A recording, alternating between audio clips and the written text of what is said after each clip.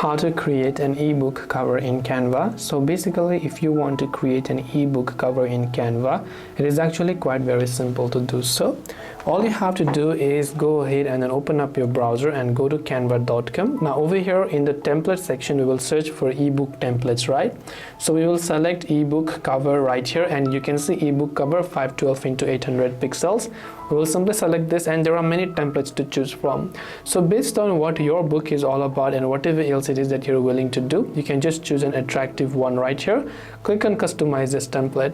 Now what you can also do is you can actually just change the background of this particular template, and you can also change this particular image.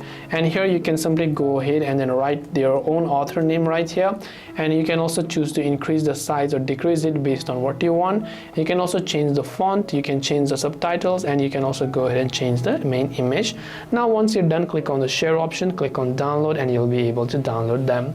This way you'll be able to create an ebook cover in Canva. I hope that this video really helped you. If you have got any further questions, feel free to also leave them down in the comment section below. As always, thank you very much for watching till the end of this tutorial, and see you soon in our next video.